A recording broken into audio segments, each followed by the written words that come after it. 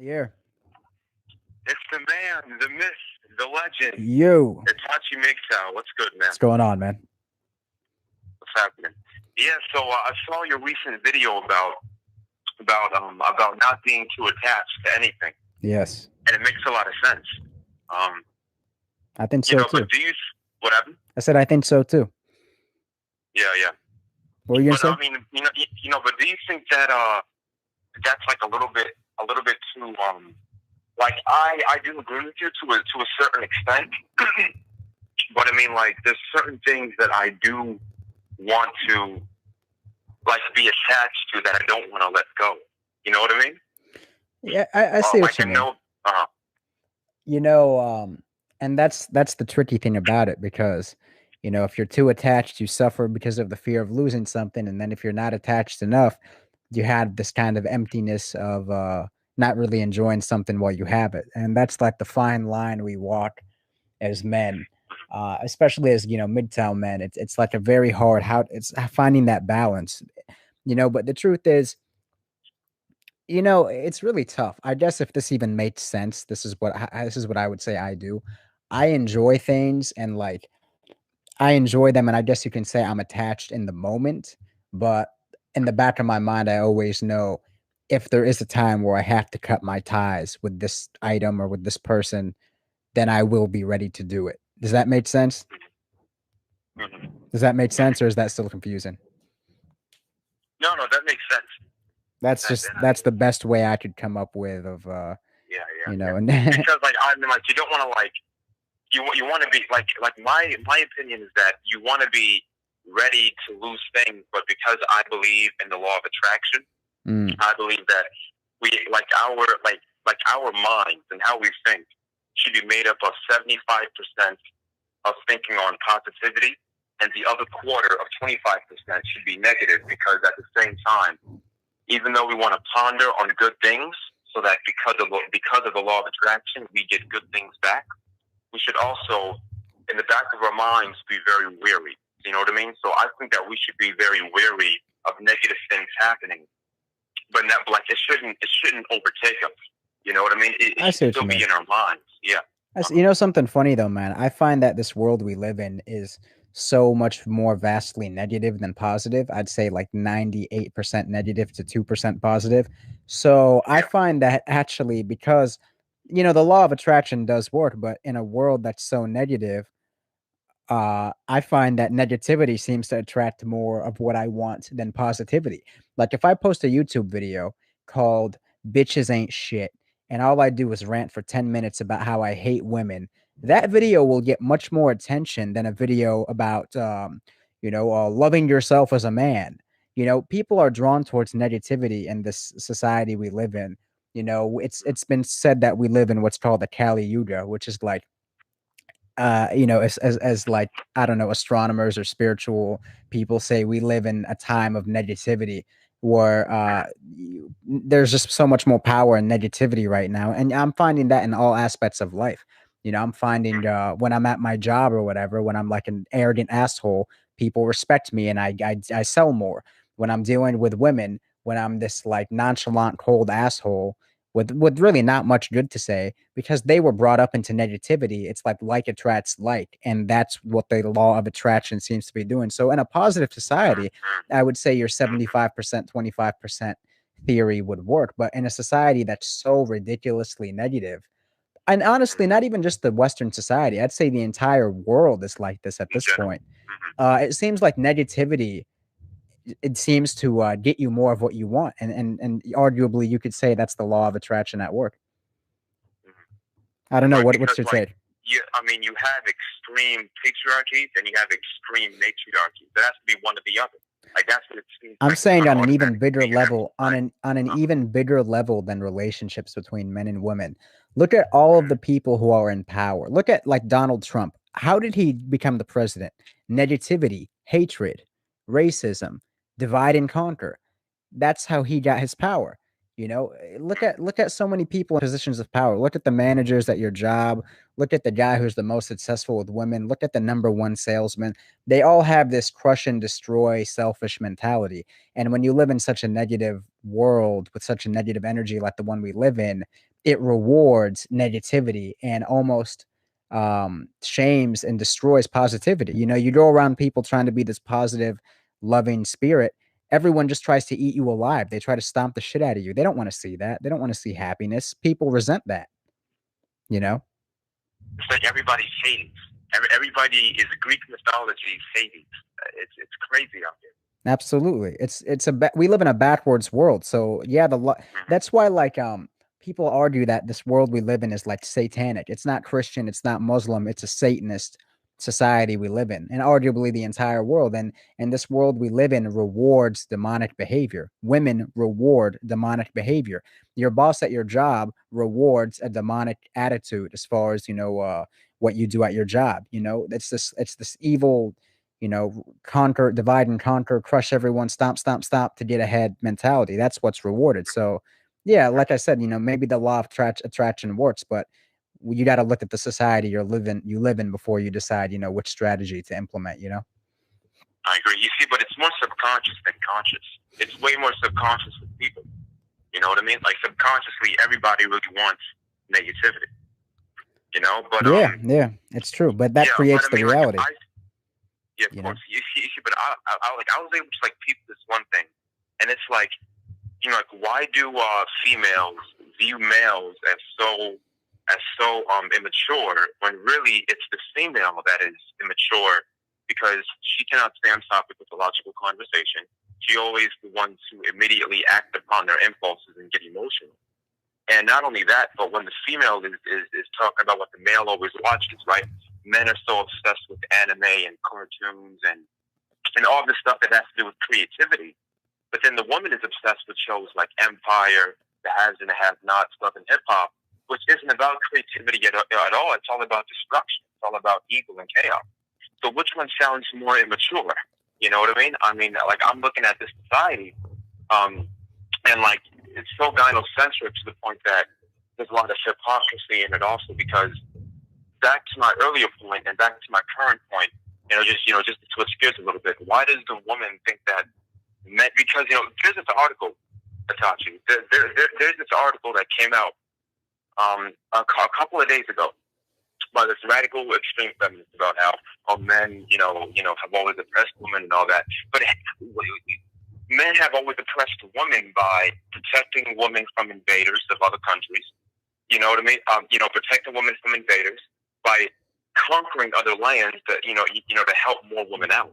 You know what I mean? To help them. And by inventing so many inventions for women to benefit off of in society. Right. You know what I mean? Like yeah. Men have literally done everything in the whole nine for the woman to feel comfortable, on her throne. Like the king has built a lot. So, like when I see what's going on out here, it's complete foolishness. Yeah. So what's the point, though? What is the problem? Women calling men useless. The woman is always proven to be useless, and the man is always proven to be so useful. Yeah. I understand what you're saying, and my theory on that is women are calling men useless, but they're not speaking from a logical point. They are speaking from an emotional point. Men, we think they're calling us useless on a logical point because we think logically. Really, she's speaking emotionally. So she's calling you useless no matter how many inventions you made because she means you're useless in the way that you're not able to dominate her. When she says you're useless, that's what she's talking about. She just doesn't know how to express and articulate her emotional desires. As men, we think very logically and analytically. So you're like, well, what do I mean I'm useless? I've created the fucking microwave and I've done this and that for you. She's like, no, you're useless in the fact that you let me run around and be free and independent and fuck my life up when all I want you to do is dominate me and control me and guide me because I'm a scared fucking child who has no idea what she's doing. That's why you're useless. Well, I mean, that's like, and I see that literally everywhere. Yeah. I mean, it's crazy. That's why the hypergamy is insane, bro. Why do you think European women are like excited to import men from the Middle East? They want to be dominated. Yeah, Yeah, dude, look at Sweden. Itachi, look at Sweden. Sweden looks very beautiful as far as the structure, but that place is doing terrible. They're allowing a bunch of, See, now I never found this immigrant, but people need to be very wary of, of a certain element that they're allowing into the country. And a lot of journalists that went over there, and they said that it's completely radical. Women are getting abused by a bunch of immigrants from all over the Middle East. Yeah, doing a bunch of evil things to them. Have you heard about that? Yeah, I've heard about it. Yeah. I mean, like Sweden is doing a terrible job. But Europe and the Middle East is such a mixed element. You know what I mean? Because I think that there's radicals everywhere. There's of every ethnicity, of every race, of every culture. There's radicals, and then and there's people that are actually very good, moderate people. Right. In general. You know what I mean? Like, of course, it's all over. But but like, how do you feel about this new world order that's on its way? Because the East is getting really westernized a lot. You know what I mean? Yeah. I thought about that, and my I guess approach, because that was always my dream or whatever, was to go overseas and start a family there. But strangely, in the last couple of days, that dream has started to die. And whether or not I can pull it off, for some reason, I just don't want to anymore. I just, maybe this is bad. Maybe this isn't a good thing. So maybe you guys shouldn't follow this. I'm not perfect, so I know you guys take my advice, but even every mentor, every philosopher has their flaws. So maybe this is just one of my flaws speaking, but I'm truly just developing a disdain and a disgust for the idea of taking care of a woman, no matter how cooperative she is. I'm starting to view it as dead weight. I'm realizing that it's hard enough for me to just manage my own life and my own thoughts and keep myself sane. I like that video I did on attachment leads to suffering. I don't know if I talked about it in the video. I talked about how sometimes I have like anxiety attacks, and I have to just sit down for a while. I had one so bad. That I had to just chill out for like 2 days straight. I don't know what it was. I had just a horrible anxiety attack, and for like 2 days straight, I like locked myself away. I didn't socialize much. I don't think I made any videos. I was just like chilling out because I don't know. I just had to deal with it. I had to just calm down and find myself. And I'm like, fuck, dude, if I had a wife and kids, how the hell would I have been able to do that? Like, they need your attention 24/7. They need constant support and validation. Sometimes I need to just check out of society for a couple days. I can't be like, taking care of a grown child, which is a wife, and then 2 or 3 other kids, which is the children. And then I can barely financially support myself too. Like the shit I try to do for money, like the hustles I'm involved in are very risky, and I can barely support myself. How the fuck am I going to support a family? And like I said, even if I pull it off financially, I'm not sure I have the mental capacity to handle that level of stress. I'm a very low stress, very low minimalist kind of person.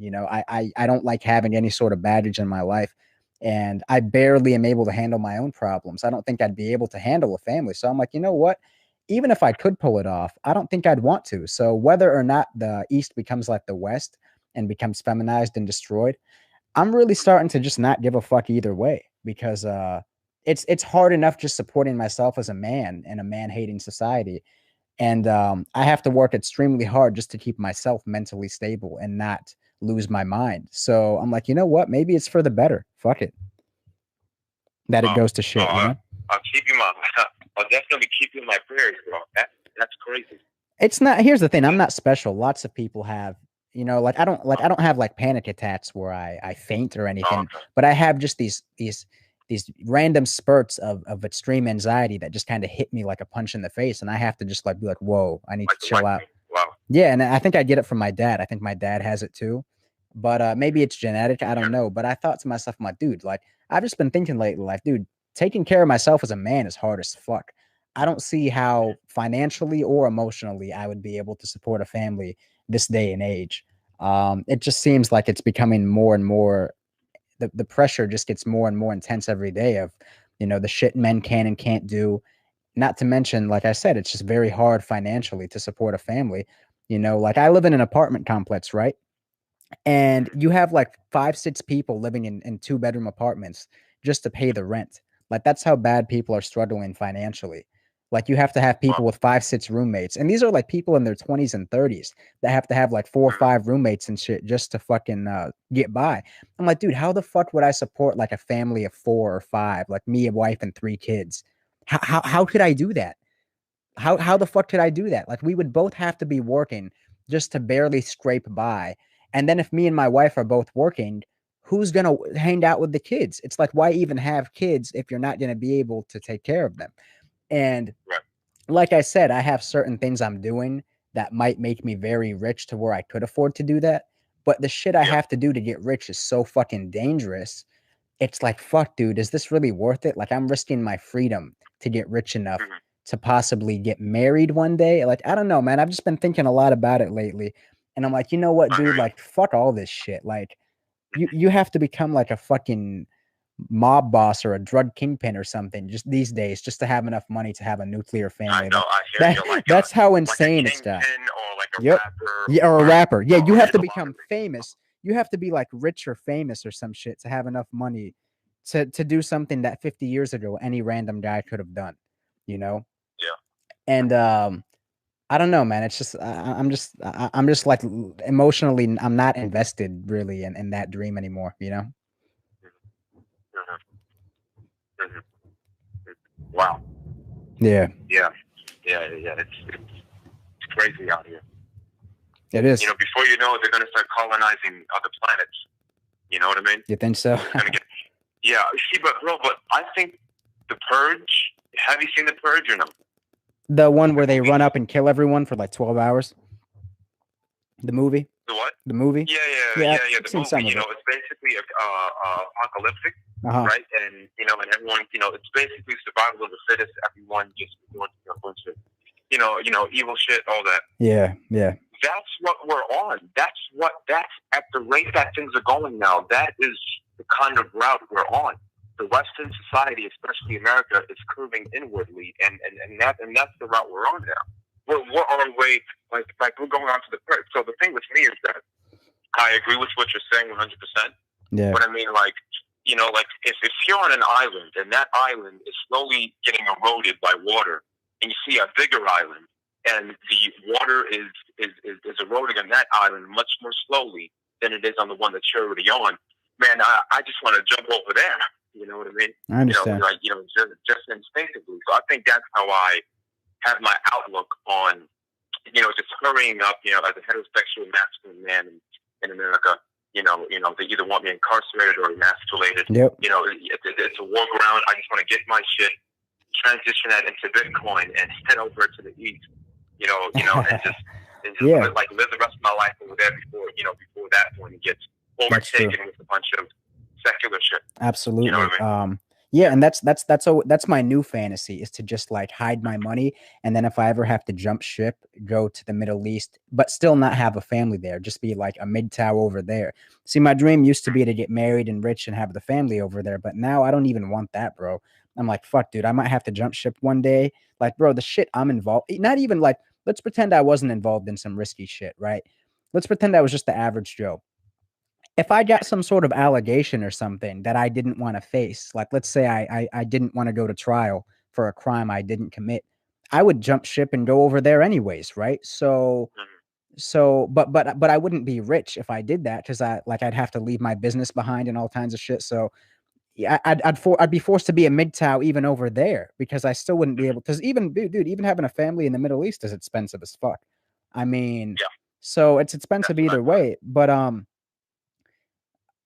yeah, I was about to make another point. I think it slipped to my mind. But yeah, it's ridiculous how like if you want to afford to be able to have that lifestyle, you have to be rich. You have to do some really risky shit to get rich enough to afford to have a family. You can transition your business into whatever country you go to the Middle East. Not really, because you got to understand. I mean, yeah, that's if everything goes well and you don't get caught or locked up before you go. But I'm saying if shit goes bad and you're on the run, from like the law because what you did to get rich was risky as fuck, then no, you're not going to be able to transition your business. You're going to run out of money eventually and have to start all over. So you still wouldn't be able to afford to have a family anyway over there. So it's just a lot of it just has me just not giving a fuck anymore. I'm like, dude, the pressure they put us under as men is so fucking ridiculous. I don't blame any man for just checking out. I don't blame them for checking out. I mean, like, dude, like you looking on television, advertisements, programs. It's an all-day male bashing thing. Yeah. You know what I mean? And now in real life, the man isn't even. The man is treated as a piece of shit in the media for simply taking care of his children. That happens as well. And and not only are you bashed for doing it, it's so fucking hard these days to make a living to make a living to do that. Especially, bro, if I don't know if you're like a man of color like I am, but that adds an extra element of pressure that really makes you not give a fuck. It's really like, I really don't give a fuck when I'm getting, and I hate to play the poor me fucking minority thing, but it's fucking real, man. I've always been this like independent. I don't ask for shit. I work for what I want, but I'm starting to see, bro, at these jobs, this fucking racism shit is real, man. And they deny certain guys opportunities, and they give certain guys opportunities based on nepotism and race and connections and shit. So I'm like, dude, how the fuck am I supposed to support a family of 4 in America when I'm getting passed over for this white guy who's like the boss's nephew, when I'm 10 times more qualified than him for the fucking job? Like why should I emotionally invest in a country? Why should I financially invest in a family in a country where I'm fucking demonized, not only for being a man, but also for being a man of color? It's like I've got 10 different fucking weights on my back, and I'm supposed to be Superman and somehow support the fucking, like, nah, dude, it's not happening, man. No fucking way. No fucking way. You see, I mean, that is happening, and I'm a young black man in this society. Yeah. In America, especially in New York. Yeah. I mean, it is happening against men, especially men of color. Yeah. But it's like, I do believe that there's a lot of racism out here, but it's a lot of sexism as well. It's a lot of sexism against men as well. Here's the problem. And the thing, here's the problem, bro. On the higher level jobs, you have to be like a white man with connections. Like, if you want to be the head of the fucking company, you got to be a white man with connections. And then on the lower end of the job, you see, but bro, I mean, you have to be a white man on the top. Yeah. But then you got all these white women. You didn't let me finish. Here's the thing, bro. You didn't let me finish. You didn't let me finish. Not only do they, I'm not saying those guys don't have their obstacles, but what I was about to tell you was on the lower levels of the corporation, men of color are getting outed for white women and women in general. So on the lower levels, the women gets preferential treatment over you. And then on the higher level, the white man with connections essentially gets preference over everybody. So now you see how fucked it is. Now you see how fucked it is as a man of color. Because let's say you want that entry level job, $50,000, whatever. They're gonna give it to the fucking bitch before they give it to you, especially a white woman, but any woman essentially, And then on the higher levels, now you and the women are getting passed over for, the white guy with connections and certain ties and shit like that. So the worst position to be in is a man of color. Women, they'll get preferential treatment as far as entry level shit, right? Entry level jobs, and then the higher you go, the more it's about race and connections and politics. But we are literally at the end of the fucking. We're at the very bottom, me and you. That is true. Even a woman of color. Here's the thing, bro. Even a woman of color has much more advantage than a man of color because she can at least play the woman card. What I was saying before, yeah, she does.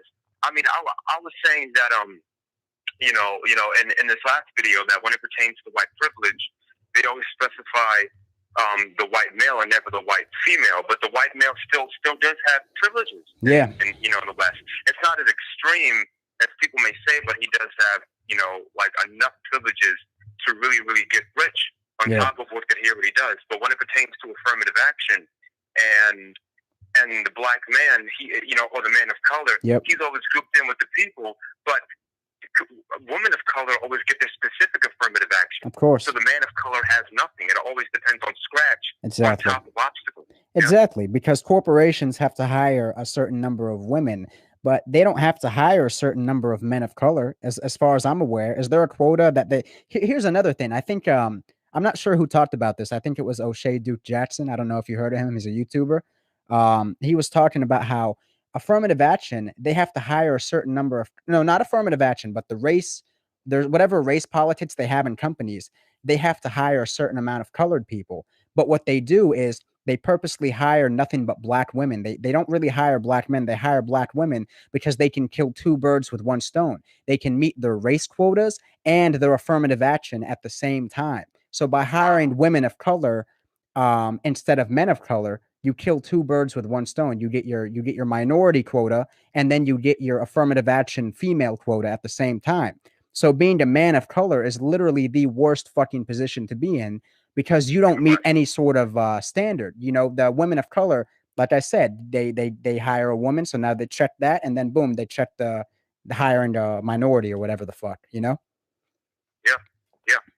I mean, it's crazy. You see, but you see, but another thing in similar, you know, like in sync with that is that the the government and the state. The government and the state is the real husband of the woman. Yes, that's her real husband. So so when my own, like I have my own peers, that I talk to, right? Yeah. And they're like, and even my own relatives say that, not every woman is like that, man. Not every woman is like that. It's not about what she's like. It's about what she can become. How feminine she may initially portray herself. It's about what she can become. About the power she's given. The government and the state is her husband. Exactly. Affirmative action is her weapon to wield. Yeah. So automatically, when she gets in a relationship with a man, he's going to get emasculated right away. Yeah. Because of the power that Here's the thing, bro. Given and the double standards. Here's the thing, bro. It's not about what she is. It's about what she has the power to turn into.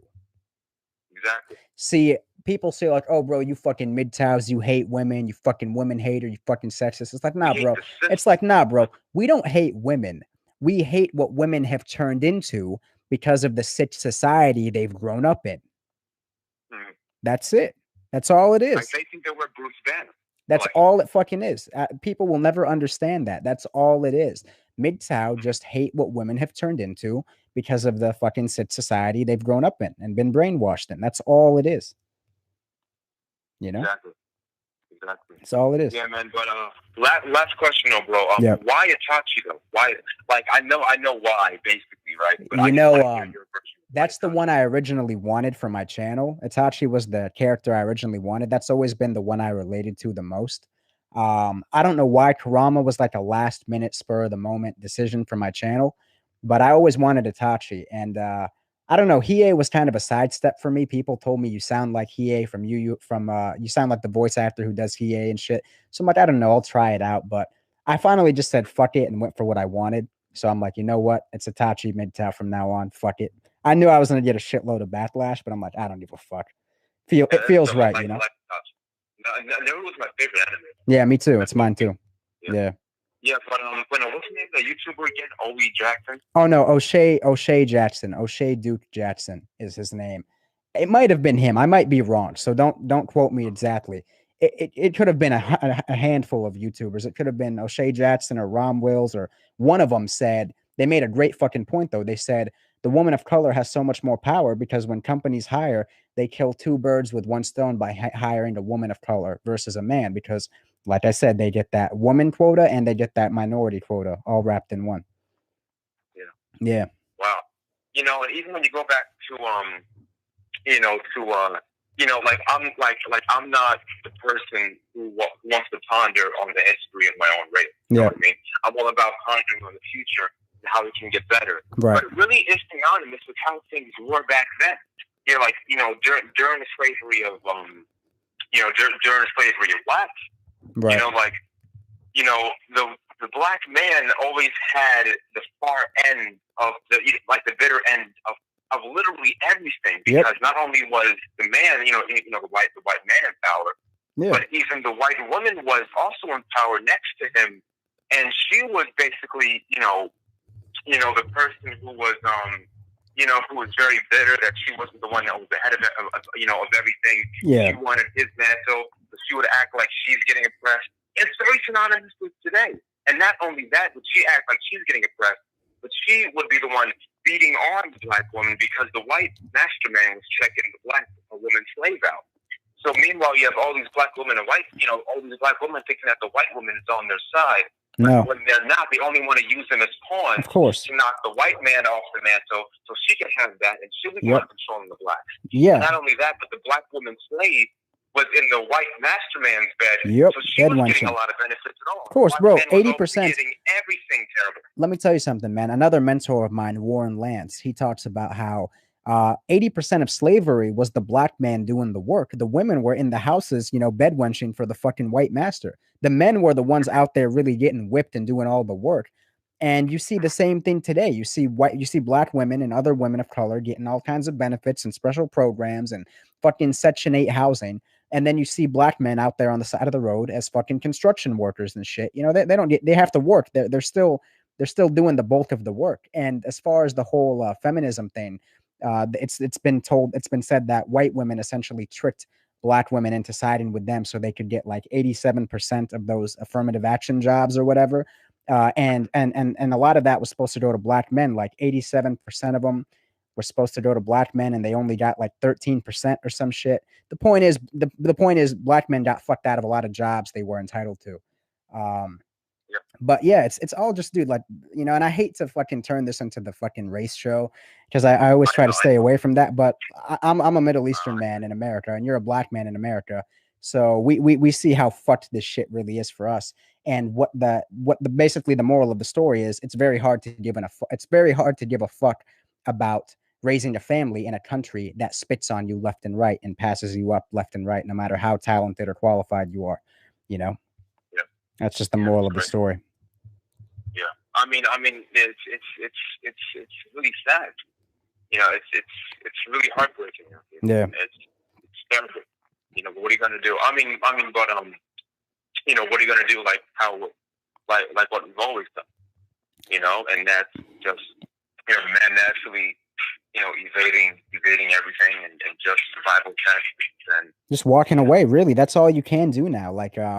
Because like I said, my whole dream of starting a family in the Middle East, it's starting to die because I'm starting to see the Middle East become more and more westernized. I have guys every day comment on my YouTube like, bro, I live in the Middle East. Trust me, it's not what you think it is. Ever since technology came out, these Arabic girls are slutting it up and they're on Tinder and shit too.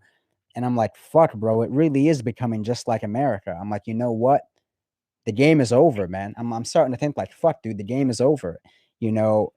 This marriage shit is too fucking expensive to be as risky as it is. It's like the women are the rates of which women are degenerating and becoming sluts and whores and losing their value is happening too fast. It's happening at too fast of a rate for me to. And women have access to technology in the East, so they can see what's going on. Yeah, of course. And they mimic it, bro. Like, they mimic it. It's not long before the UAE and Lebanon. I'm Lebanese, right? And I've had guys from Lebanon saying, bro, the Lebanese women are becoming just as slutty as the American ones. And I'm like, dude, if marriage was like going and ordering a Happy Meal at McDonald's, like if it was that cheap and simple, I would still take a chance no matter how slutty they get. But this shit is becoming too dangerous for how expensive it is. And it's such a lifelong commitment. You have to raise the kids 18 years and for the women to be this fucking scandalous. Like, it's too dangerous and expensive of a proposition. It's just not worth it, man. In any society, I'm starting to think fuck marriage in every single country, in every village of every fucking continent. Fuck it. Just walk away and just chill. And like I said, man, it's hard enough for me to manage my own fucking life and keep myself sane and keep my head clear. That to me is a full-time job. I don't know how the fuck, in a society that puts so much pressure on me, that is. So I don't know how the fuck I'm supposed to keep a wife under control and keep some kids under control when I can barely keep myself under control when the odds are so stacked against me, Yeah. And you see, but you said that you got fired from your job, right? I'm sorry to hear that, man. But you said it's ironic because you said that it's because of female influence. I'm over here in New York, and I've had a couple of problems with past jobs that I were in. I'm in college, right? So I'm trying to get some side money from being in retail jobs and all that. So the last few retail jobs I was at, especially the last 3, the first one, it was, whereas, like I was just doing my work, and a lot of the authorities who were either females who were on power trips or men who were basically sent, right?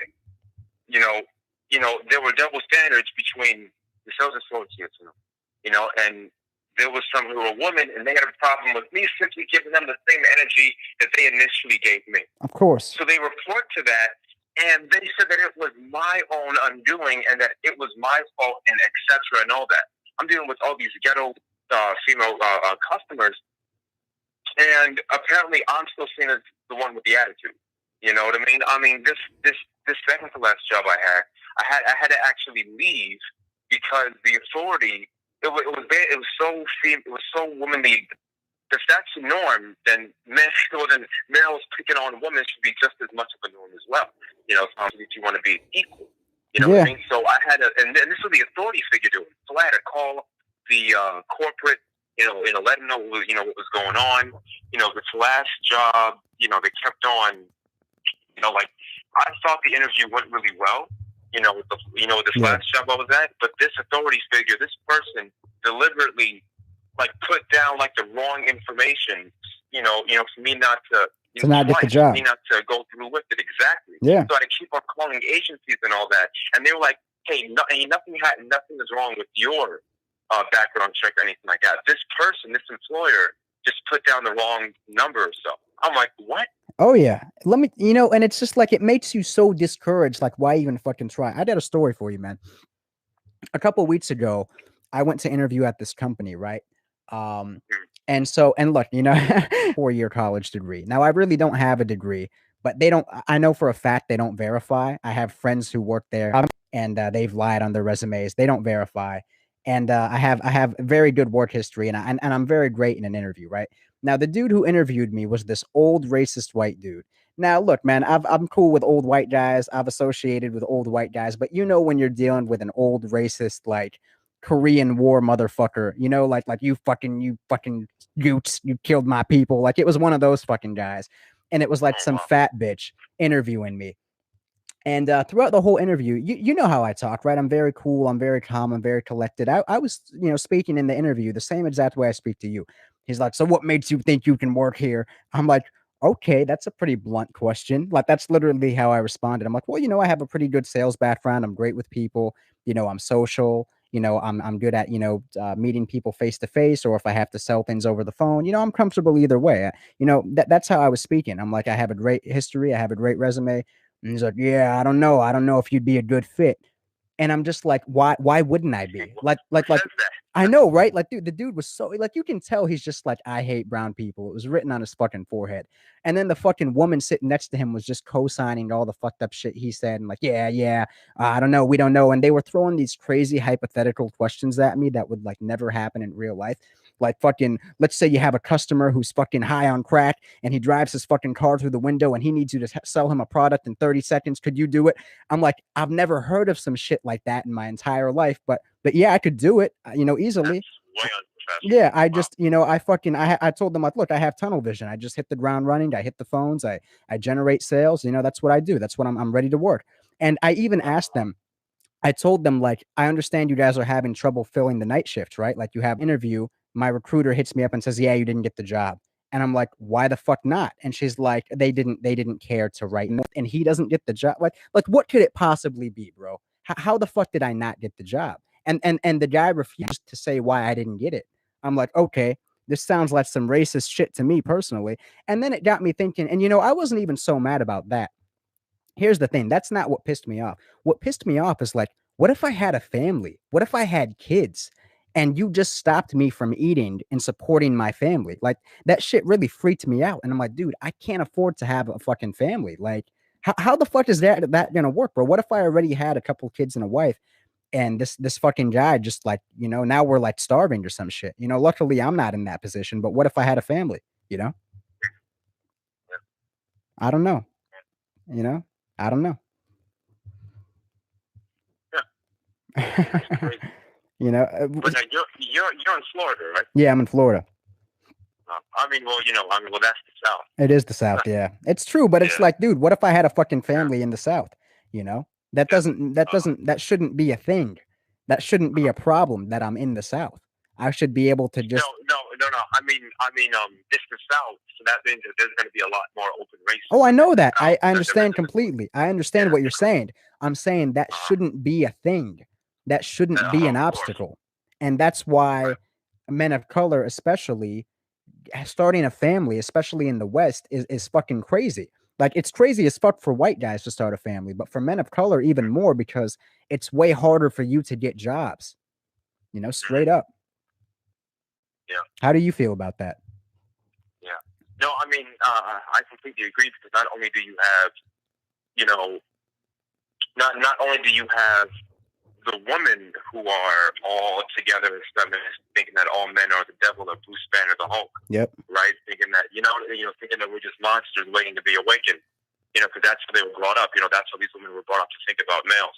Mm-hmm. Not only am I dealing with women, you know, like the past jobs I was at, but I've actually come across a number of things in past jobs before that you've dealt with. You know, just racist people in general, females and men.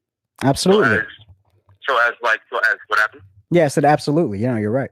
Yeah. So as men of melanin, you know, we have to deal with females of all different colors. Yeah. You know, with their radical affirmative action, and you know, we have to deal with that, and yet we also, we do also have to deal with, you know, as much as I don't want to say it. Yep. You know, because MGTOW has masculine, you know, men, men of all different races, right. But as melanin, you know, men, you know, as men of color, we also don't have to deal with, you know, the women acting, you know, so radical of different races. But also, yes, you know, we have to deal with the other portion that's in high places, and you know, and it's not all white men, but we have to deal with the racist white.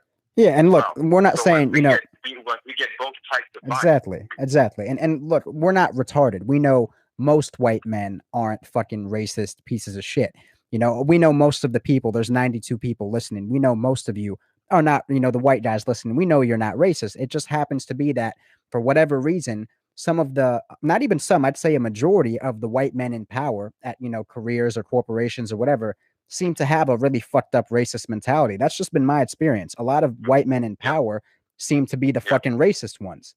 So, and but Itachi, like, don't get me wrong, you know, and you know, like there are a lot of, like don't get me wrong, you know, but there's a number of blacks and Hispanics, you know, and Asian, you know, there's a number of people of color who are not white, who are racist. Oh, for sure.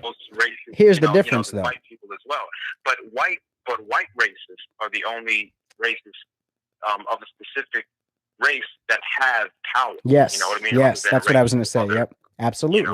You know, absolutely. You know, here's the thing, man. Everyone can hate each other, and that's fine and dandy. But when you have one group that has the key to the fucking pantry, the key to the fucking bread pantry or whatever, and he's racist and he's denying everyone else that fucking opportunity, except a very, very small group of his own people, that's a fucking problem when everybody has the same bills, everybody has the same rent and mortgages, everybody has families and shit. You create a crazy fucking create a crazy fucking environment. And that's why people out here are so fucking crazy, man. You know? It's sick, man. It's not about hard work and talent and skills. It's about connections and privileges. And I hate to fucking play that fucking card. Everything is networking. It's not just networking, but being the right person, being the right person from the right background and networking. You know? Yeah.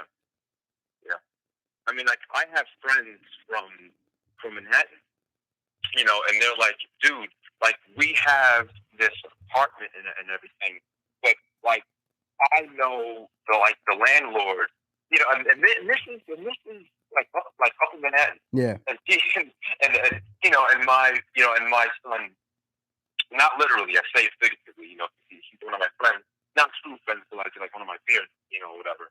Like, I know him through through a couple of cousins. Yeah. And he had a girlfriend, and they just had an husband, and like, it's like he struck gold, like you wouldn't believe, because he knows the landlord through one of his past high school friends that he's kept in contact with. Uh-huh. So automatically, his application went on top of everybody else's, and now he has a place. Like, Yeah. A few months after that. Exactly. Crazy. But that's, that's a small scale thing. That's one thing. But you can always get another apartment. But when it's your fucking livelihood, when it's your career, and you're getting turned down because the fucking interviewer just doesn't like the way you look, that's a fucking problem, man. Especially if you have a family, that's a fucking problem. Yeah. Yeah. So I mean, and the thing about it is that I just don't understand. Excuse me. I understand it. I can comprehend where it's coming from because a lot of people are just really defensive. Yeah. But I mean, like these feminists, these radical feminists have the goal, right, to think that MGTOW is somehow sexist against women when we are, when we are. Absolutely. Yeah. I mean, it's insane out here, man. Yeah. But I mean, but your advice is just to dodge it, to survive and avoid having a family because, like your typical masculine heterosexual man, especially, masculine heterosexual, man of color or how he was brought up since he was a child, men are just getting either incarcerated or emasculated, left or right. Not only that, not only emasculated and incarcerated, which is a very big risk, but I don't know, bro. Do you see yourself anytime in the near future in America being financially stable enough to support like a family of 4? Honestly, do you see it happening? Yeah. Without hitting the fucking lottery or becoming an entrepreneur, which is very fucking hard. Do you see it happening? I really don't see it happening at all, man. Yeah. I mean, see it happening at all. It's hard enough for you to get a fucking job. It's hard enough for you to get a fucking job without being prejudiced or some shit. We talked. You'd have to literally be a dope dealer or a mob boss or a fucking entrepreneur to have the money these days, or a rapper or a fucking rapper like the Migos to have the money to do something that shouldn't be that fucking expensive. And guess what? Even if you pull that off, right?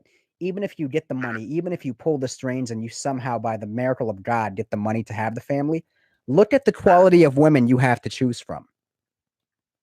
Yeah.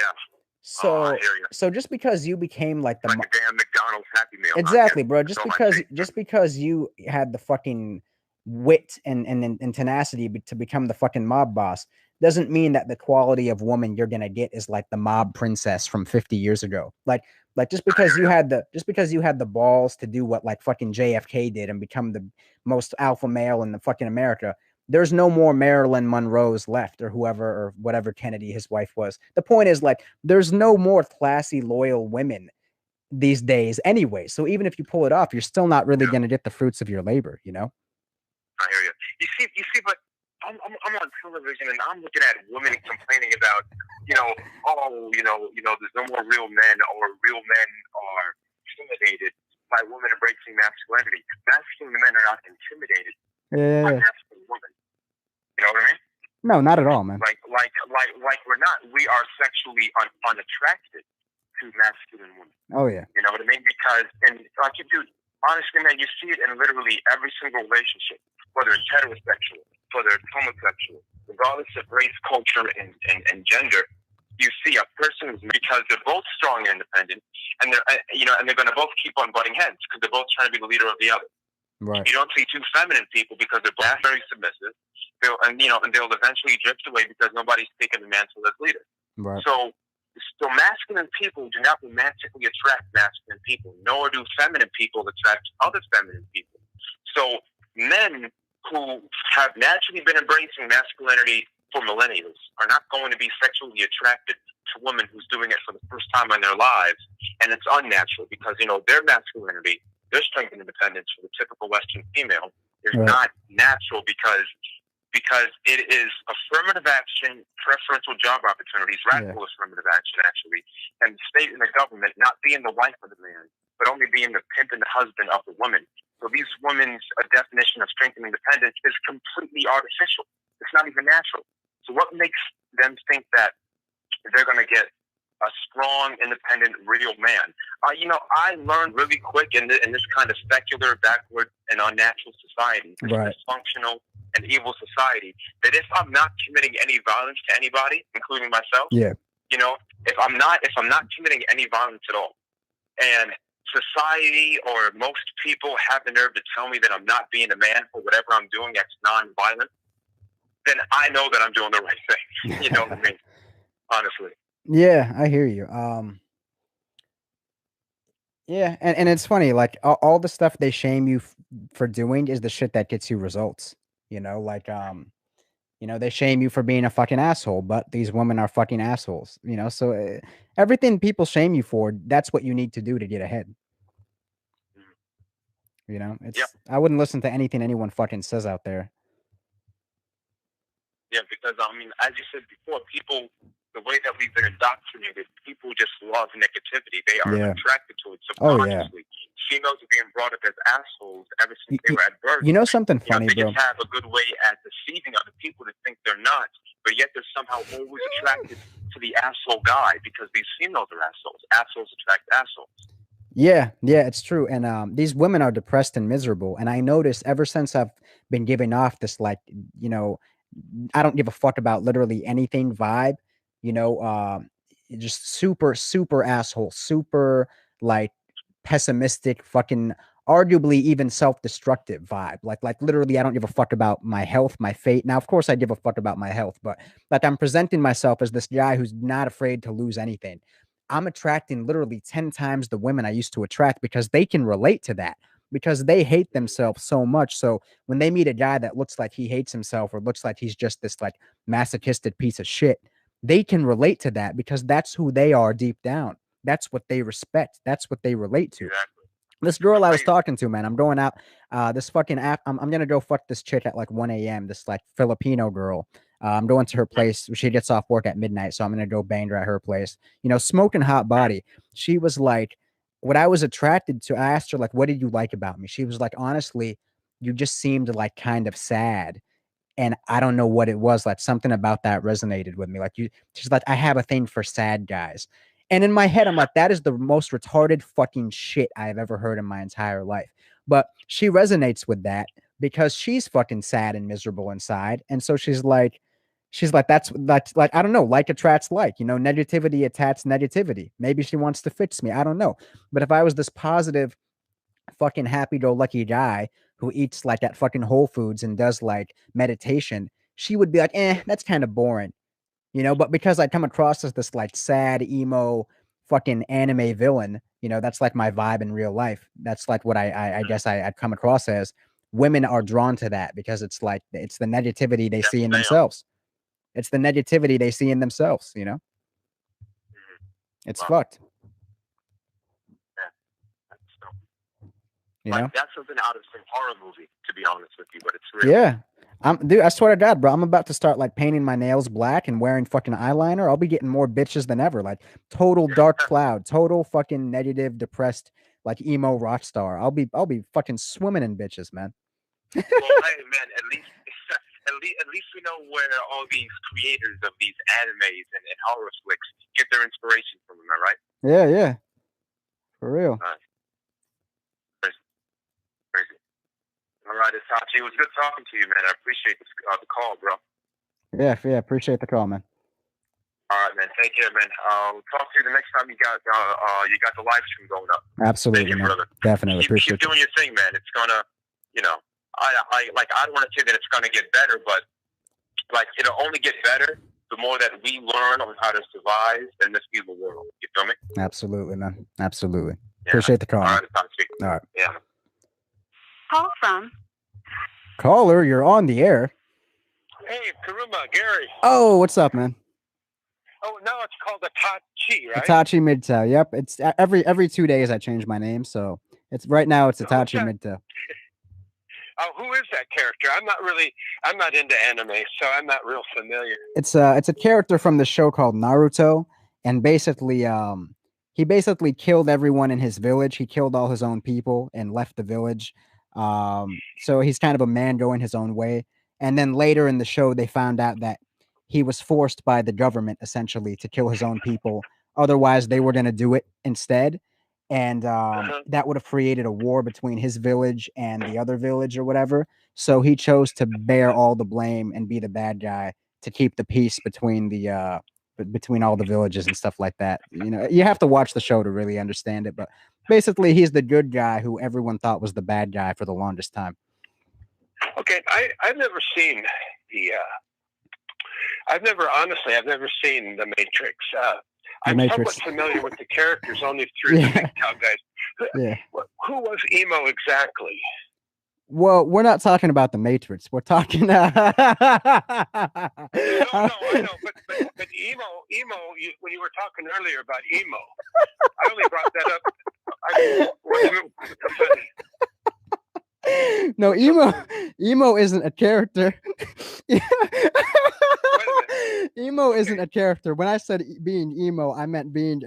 That's short for like emotional. Like women say they like me because I'm an emotional man. Oh, okay. I didn't know. I don't know a lot of some of the terminology. I'm not familiar with. Yeah.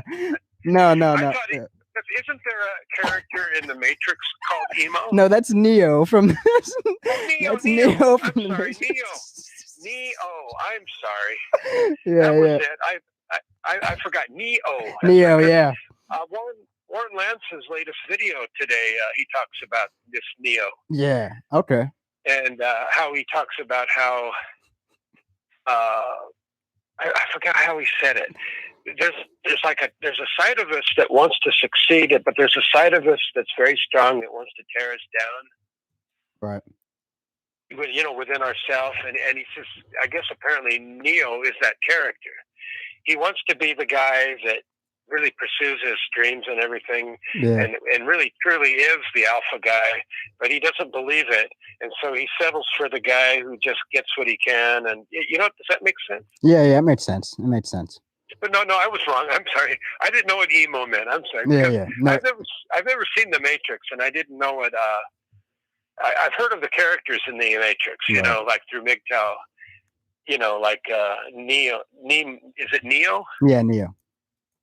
Yeah, and some of the characters and what they stand for, and what according to Warren Lance, he said a black woman wrote that. Yeah, I heard that too. That was an interesting video. I liked that video. I've been watching the last 3 or 4 of his videos, and I saw your one on attachment. And that is the way of Buddhism, is not to become too attached, because all this is temporary anyway. Right. It's very true. And one day we're going to leave it all behind anyway. But I love what your last caller and you had to say, that dialogue, because it's you guys were hitting on some really spot on things, man. And I'm like, God, that resonate with me, you know. And yeah, right, absolutely, it's deep. So, I'm sorry, what? No, it's deep. It's a deep topic, you know. Yeah, it is. But because I'm. You know how you said I can barely take care of myself. Yeah. In the present economy, people living in like you said, in your building, there's 2 or 3 people living in a 2-bedroom place. 5 or 6. They can't. 5 or 6 people. Yeah. Okay. and I live in Seattle, and it's outrageous here. I rent a room in a boarding house, and I live in a basement. And it's a good sized room. It looks like a large studio, minus the bathroom and the kitchen. I have to share a bathroom and a kitchen with 2 people downstairs here. There's about 6 or 7 of us living here all together. It seems to work out, but I was told in downtown Seattle to rent a room like I'm staying in, according to the manager, would be about probably $1,000 or more. Oh shit. And I'm paying $600, and I think that's too high. Yeah, it is. You know, I live in Everett. It's about 20 miles north of Seattle. Oh, okay. All right. So it's it's crazy, man. It's getting ridiculous. But you're right. Even if you did meet the ideal lady, and even if you met a real faithful woman, but you know, you still have to support her. And then if you had kids, you'd have to support them. And then how would you do it on a job? I don't know where the average married man has any time for himself. That too. And that's what I'm saying. Like, this society is so toxic, right? I need so much time alone just to detox from the shit I see out there. How am I going to do that if I have a wife and kids, you know, on my back 24/7? Yeah, hounding for your attention. Exactly. Or vying for your attention. Yeah. See, I've decided to eat the whole marriage thing, period. I came to a conclusion a long time ago, right. long before MGTOW, long before I understood what the divorce laws are like and what it's all about and how the system works. It never appealed to me anyway. I never could see the point. I watched what my parents went through. I watched what friends of mine I went to high school with. I'd meet up years later. We'd run into each other like in a 7-Eleven. We'd recognize each other. They'd tell me, man, geez, I got 3 kids, a wife. I'm working a job that I can just barely make ends meet. Yeah. And I thought, if that's marriage, I'm sorry, you can fucking have it. Oh, fuck that shit. Fuck that shit. The job I got fired from when I was in the training class, the fucking trainer, the trainer was like, I'm just trying to keep a roof over my head. I have a 10-month-old son and a wife. I'm newly married. I'm just trying to fucking get through this training class. So everyone just behave. Like, don't fuck up this training class for me or else they'll fire me. And I just thought to myself, like, that is the most fucking pathetic shit I have ever heard in my entire life. Like, everybody please behave because I'm trying to keep this job because I have a 10-month-old kid. And he's like, I'm just trying to keep the roof over my head. And I'm like, bro, I'd rather put a bullet in my own fucking head than be you. Like, I'd rather take the belt I'm wearing off right now, hang myself from the fucking ceiling fan, than have to worry about, oh my God, I've got a 10-month-old kid. I work a shitty fucking call center job. You know, like, please everyone behave, like begging the fucking employees to behave so that he doesn't get fired. Can I ask you something? Yeah. You said that it was the call center job you were fired from, right? Yeah. If you don't mind me being, if it's personal, you can tell me. Sure. Why were you fired, if you don't mind me asking? Here's what they did. So we were in the training class, right? And we were reading the script, right? Because, you know, when telemarketers call you, they read from a script. And, you know, so that we were practicing, right? So I was practicing I had a team of like 4 people I was practicing with. Now, you know, we would read the script pretty diligently and we would do what we had to do. And, you know, every now and then, you know, maybe for 20, 30 seconds in between reading the 5-minute script, we would just take a small break just to, you know, socialize just a little bit, you know, just talk a little bit, you know, lighten the mood, help us get through the day.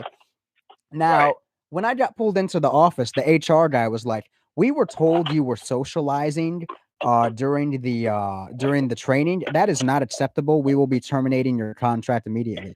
And I explained to the guy, I said, look, man, the trainer did not warn me once to stop socializing. He didn't once say, you know, you need to get back to work and be focused. He came by tons of times, evaluated my performance, said I was doing a great job. I read him the script, you know, from A to Z. I nailed it. You know, I did that shit perfectly. Why the fuck am I being let go? Anyways, long story short, I go on Glassdoor and I find out that this fucking job, what they do is they mass hire people in bulk.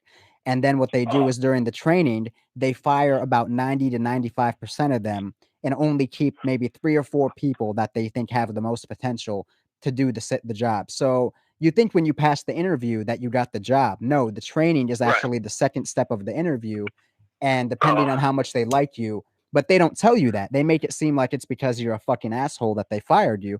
So I go on the internet, I did a little research, and it turns out, no. They actually fire 90% of the people that they hire and only keep a very small margin of people, you know, to be on the sales team or whatever.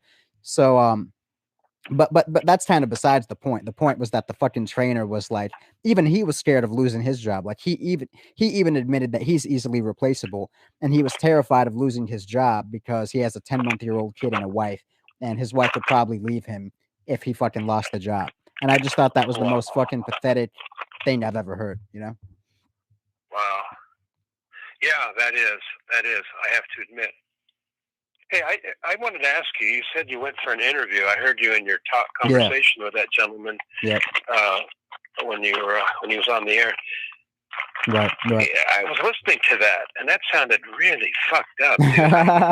Oh, it was. I couldn't believe it. And that's the way our world is today. Yep. You know, the more red pills I take every morning, and the more I see, and the more my eyes are getting more wide open, I sometimes wish they were closed. Yeah. Oh no, it's almost kind of like depressing. It's almost like when I'm out and about my day, I see people all the time because I have to do certain things. I have appointments. I have to take care of business. But when my day's done, I just want to go to my room here. I've got my computer. I've got my phone. I've got some books I like to read. I just want to say, fuck it, man, and lock the fucking door, you know? Oh, I don't blame you, man. I do the same shit. I do that for days at a time sometimes. I don't talk to people for 2-3 days straight. I have to really just, like, undo all of the fucking poison they throw at me, you know, when I'm out in society. So. Oh, society, it can really be a tough place. And yeah, out there in the world, it is rough. I heard you when you talked about anxiety. I suffer from it too. And sometimes I experience, when I'm out and about, this low-level angst. Yeah. And I can't explain it other than it's just a feeling of uneasiness. It's not overwhelming. It's not like I'm going to have a panic attack kind of anxiety, but it's just there. You know what I'm saying? Yeah. Yeah, I have that too. I definitely have that too. It's like, for me, it's like, is today the day I lose my freedom? Is today the day I lose everything? That's what goes through my mind. I'd say, like, is today the day a bitch gets me locked up, or is like today the day a racist guy shoots me in the head at like 7-Eleven? I'd say that's what's going through my mind. You know.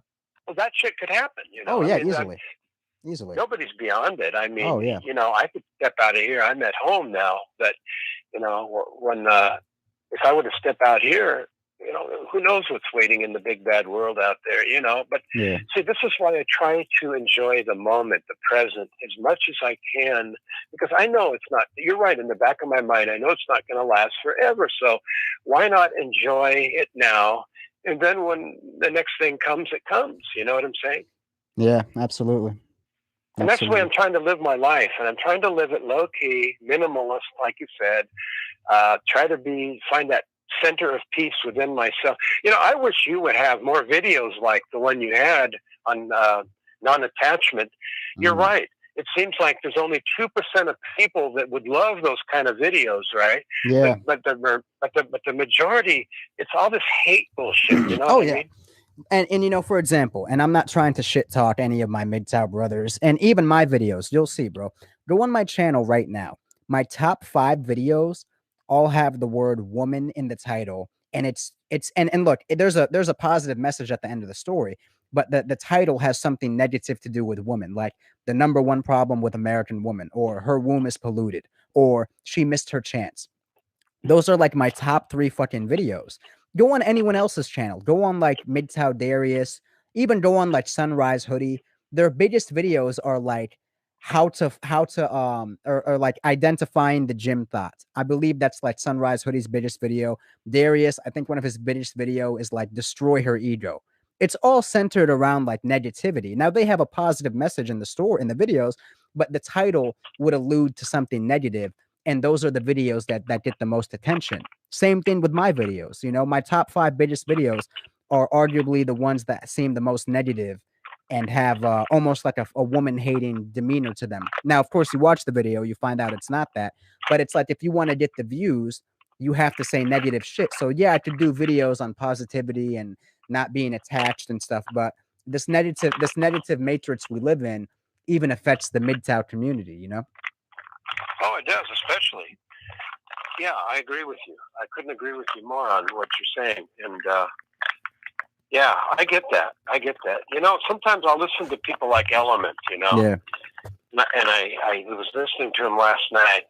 I don't think he's made anything recent. The videos he's made probably go back a year and a half, 2 years ago. But and he's really good. He's interesting, and he's very knowledgeable, and he's very insightful. But I'll be honest with you. I was listening to one of his videos. Oh, it was called the State of the Union Address, MGTOW Monks, right, or something like that. And I listened to it. It was about a 30-minute video, and it was good. It was interesting. But I'll be honest with you. I was starting to get depressed. Yeah.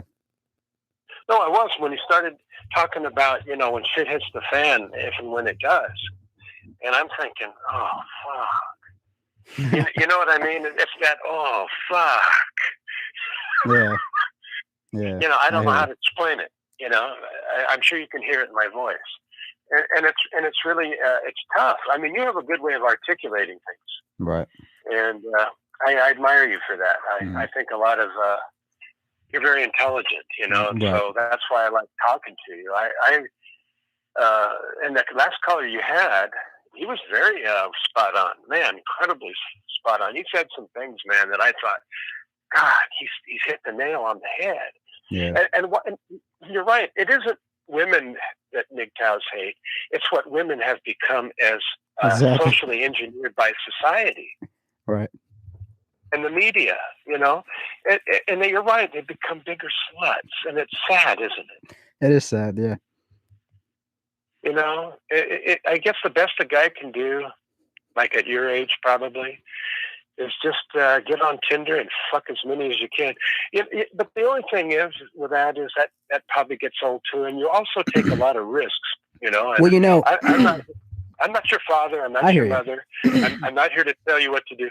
Just be careful because I really like you, and I don't want to see anything bad happen. I hear you. And you know, I've been doing an interesting Tinder experiment because you're right. It's very risky, and you know, I've been thinking about it lately. If I'm gonna take the Tinder risk, I want the most reward for my Tinder risk. So if I'm gonna face a false rape charge, I might as well get as much ass out of the chick I'm banging before I get that false rape charge. So, like, to fuck a chick once and never see her again, and to get a false rape charge is like the ultimate tragedy. I want to bang a chick for maybe 3-6 months a year, and if I catch the charge after that, at least it was almost worth it. So what I've been doing lately, I've been implementing the girlfriend strategy.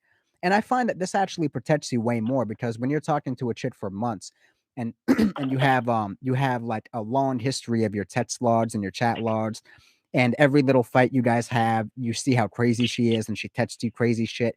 That helps build the defense. If you ever have to go to court, that helps build the defense in your favor. Like, look, we dated for 6 months. She sent me all this crazy shit this whole time. She was super into me. And you got way more sex out of her because, you know, you were with her longer. So that's what I've been really practicing lately is girlfriend game. And I know this is like sounding like some PUA shit and we're on a MGTOW channel, but basically to keep it short, and this is what the last caller was talking about too, I find that the more negative and hateful I become and really just cynical and pessimistic, the more I seem to attract women that want to change me and be with me in the long term and almost pity me in a way where they feel too bad to even do some sort of false rape accusation because they want to fix me so bad. I'm like the injured puppy that they want to nurse back to health. So they don't really want to hurt me. They're actually trying to help me, which is fucking hilarious. And they seem to be throwing themselves at me left and right and just offering me sex on a fucking platter because it's like I can change him with this golden pussy. I can turn him into a fucking saved man. And it's like, of course they can't, but it's like, you know, and maybe this is fucking crazy. Maybe what I'm telling you is just fucking insane.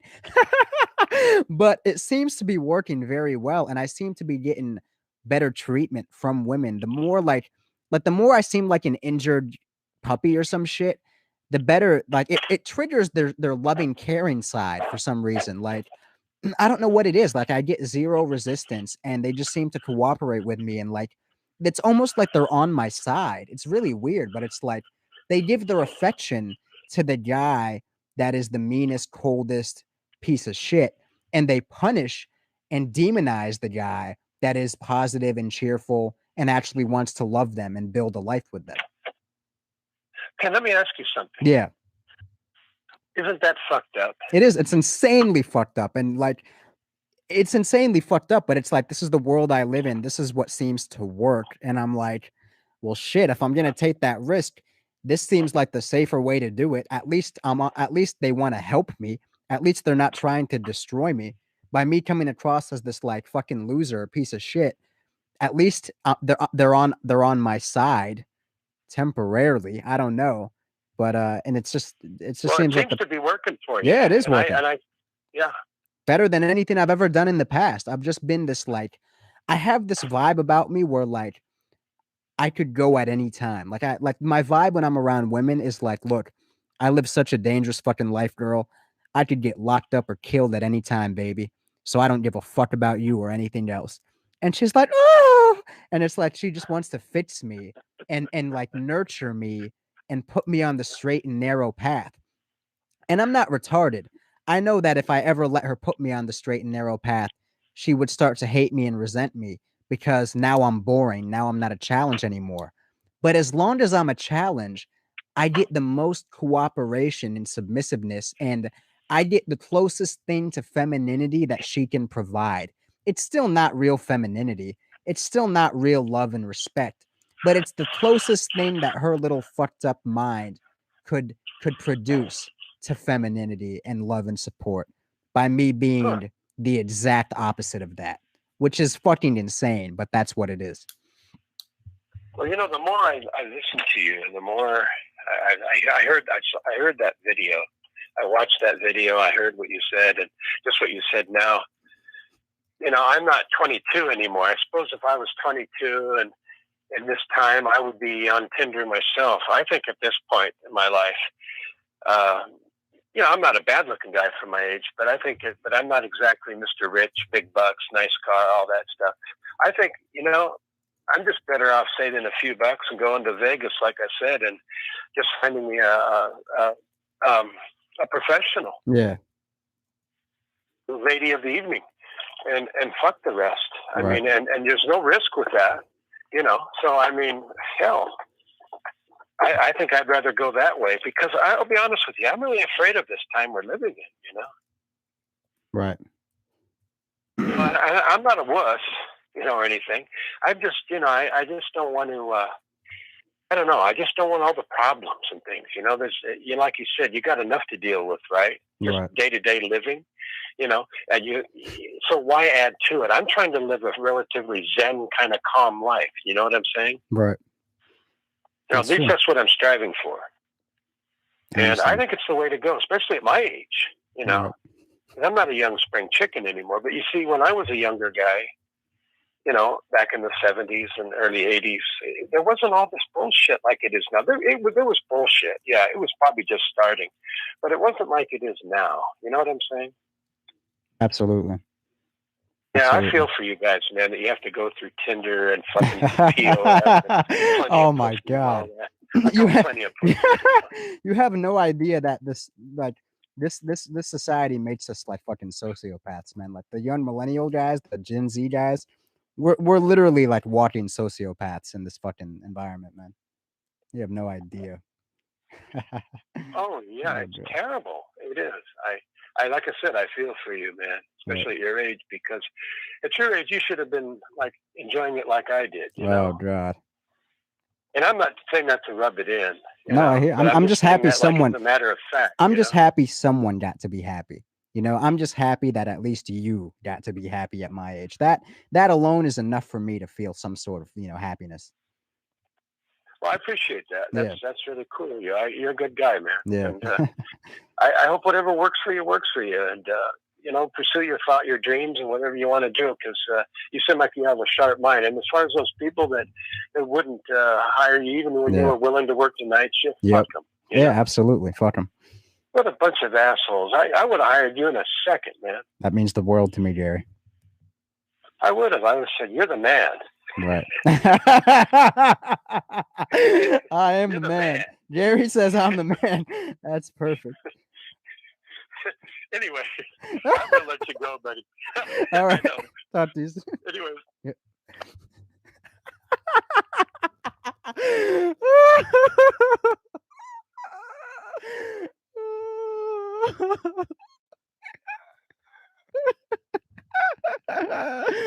Oh God. Oh, Itachi, you're the man. Who's the man, Jerry? You're the man. You're the man, Itachi.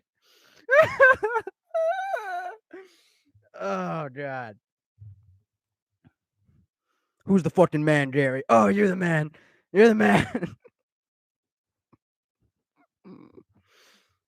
Woo. Woo! There he is. Shout out to Jerry. Oh my God.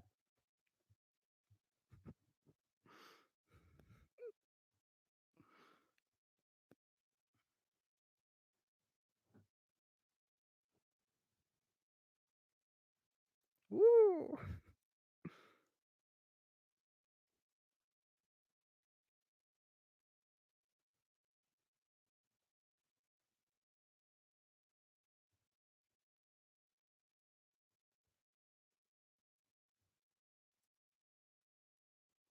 God damn.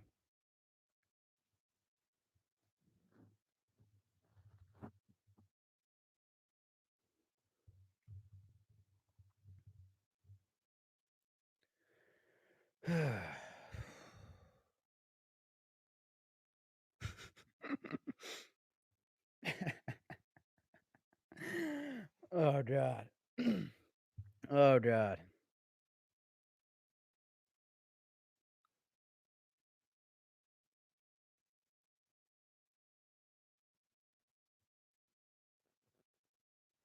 Oh God.